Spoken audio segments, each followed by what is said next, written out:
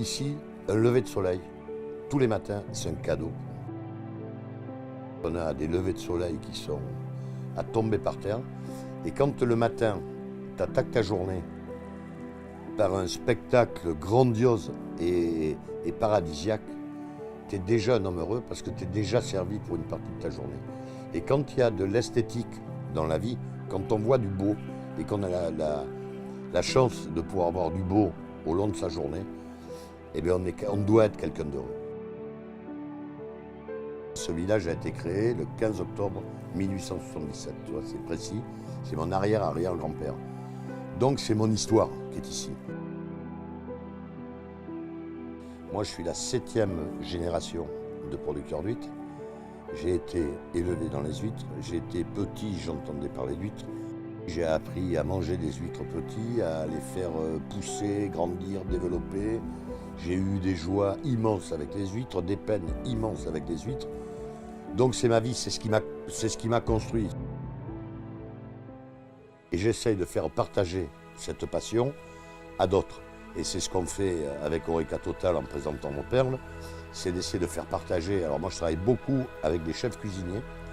Et les chefs, en fait, c'est eux qui m'ont appris le produit.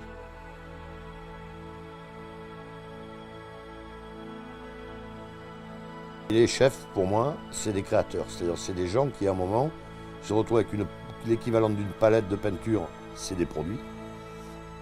Et puis, ils vont voir un modèle qui, à un moment, les inspire. Et là, ils vont bâtir.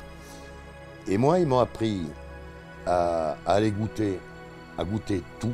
C'est-à-dire être curieux du goût et curieux des préparations.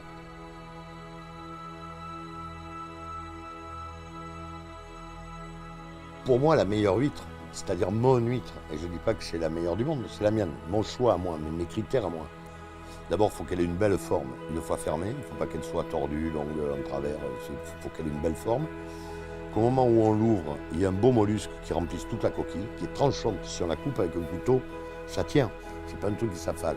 Et ce type de produit, une fois qu'on l'a en bouche, il faut le mâcher. Et chaque coup de dent va générer des saveurs et des mélanges de saveurs et de la longueur en bouche. C'est-à-dire que ça va rester très longtemps. C'est-à-dire qu'une fois qu'on aura fini de mâcher et qu'on l'aura avalé, on va encore avoir la bouche tapissée de ce parfum d'huître. C'est un métier d'espérance, c'est-à-dire qu'on prend des produits, on va mettre entre 3 ans et 5 ans pour les amener à ce que l'on aimerait avoir. Et c'est un pari, c'est-à-dire que chaque fois qu'on met une huître en production, on espère que d'entre 3 ans et 5 ans, elle sera comme on a envie qu'elle soit. On vit avec l'espoir d'avoir l'huître sublime, l'huître avec un H majuscule qui correspond à notre attente.